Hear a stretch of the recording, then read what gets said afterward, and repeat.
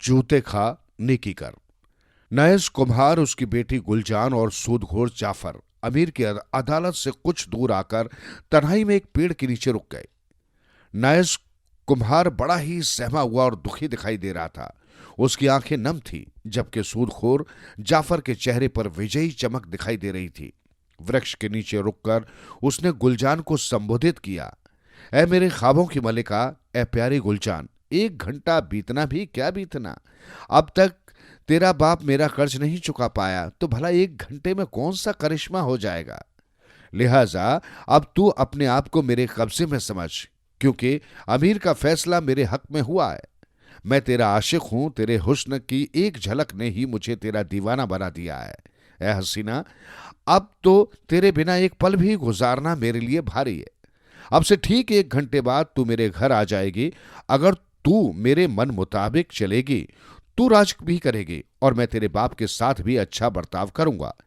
इसे बढ़िया कपड़े और बढ़िया खाना दूंगा। अगर तूने मेरी भावनाओं को ठेस पहुंचाई तो मेरे प्यार का जवाब प्यार से न दिया तो मैं तेरे बाप से इतना सख्त काम लूंगा कि इसकी रूह तक कांप उठेगी। मैं इसे खीवा में बेच दूंगा। ये तू अच्छी तरह जानती है कि वहां गुलामों के साथ कैसा व्यवहार किया जाता है। इसलिए मेरी प्यारी गुलजान, इस मदमदाते रूप यौवन को तू मेरे हवाले कर दे। सूदखोर ने जैसे ही उसके नकाब को छूना चाहा, वैसे ही गुलजान ने उसका हाथ झटक दिया।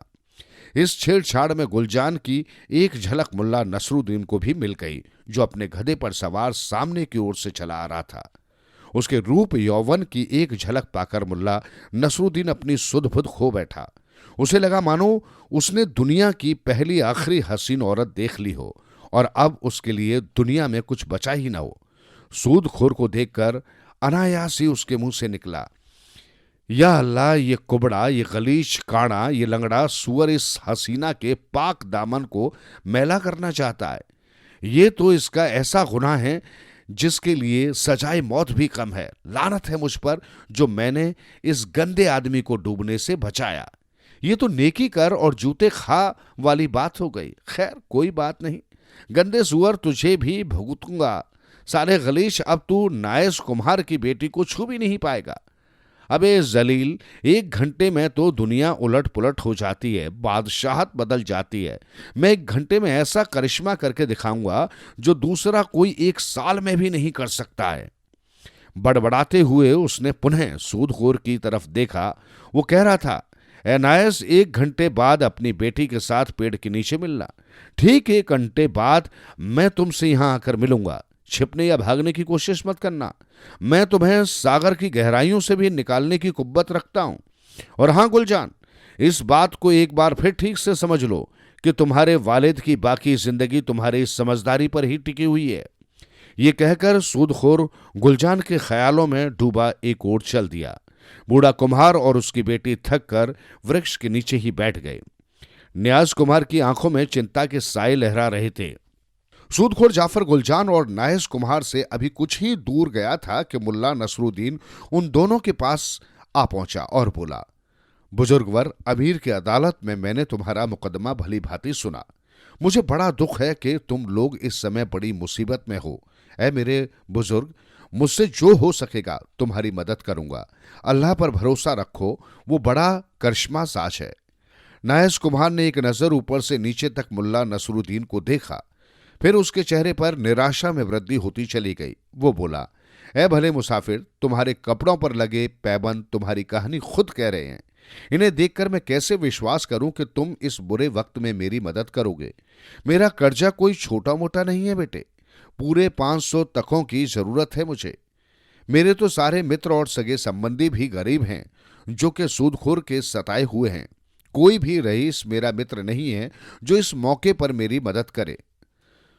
सुनो मेरे आदरणीय बुजुर्ग, बुखारा के रईसों से तो मेरी भी कोई दोस्ती नहीं है, मगर फिर भी पूरी कोशिश करूंगा कि तुम्हारे गमों को दूर कर सकूं। नहीं, नायस कुमार ने निराशा से इनकार में सिर हिलाया। नहीं, तुम मेरी मदद नहीं कर सकते अजनबी। भला 1 घंटे में 400 तके तुम कहां से जुटाओगे। ऐसी अनहोनी की उम्मीद तो सिर्फ मुल्ला नसरुद्दीन से ही की जा सकती है। ऐ अजनबी, इस बार गुलजान का सिसकियों से लबरेज स्वर उभरा। खुदा के वास्ते हमें इस जालिम सूदखोर के कहर से बचा लो। हम जीवन भर तुम्हारा एहसान नहीं भूलेंगे। मुल्ला नसरुद्दीन ने देखा कि सिसकती गुलजान का बदकता यौवन उसकी फटी पुरानी पोशाक से बाहर निकलने को बेताब है, लेकिन उसके चेहरे पर बड़ी मुकद्दस मासूमियत थी। गुलजान ने भी नकाब हटाकर मुल्ला नसरुद्दीन की तरफ देखा था। न जाने क्यों उसे विश्वास था कि ये अजनबी उनके लिए कुछ न कुछ अवश्य करेगा, जबकि उससे नजर मिलते ही मुल्ला नसरुद्दीन ने अपने आप में एक अजीब सी बेचैनी महसूस की। फिर एक भी पल जाया किए बिना उसने नायस कुम्हार से कहा, आप यहीं बैठकर मेरे आने का इंतजार कीजिए। मैं सूदखोर के आने से पहले ही 400 तकों का बंदोबस्त करके लौट आऊंगा। कहकर मुल्ला नसरुद्दीन तेजी से अपने गधे पर सवार हुआ और ऐसी इड़ लगाई कि गधा कमान से निकले तीर की भांति बाजार की ओर दौड़ता चला गया।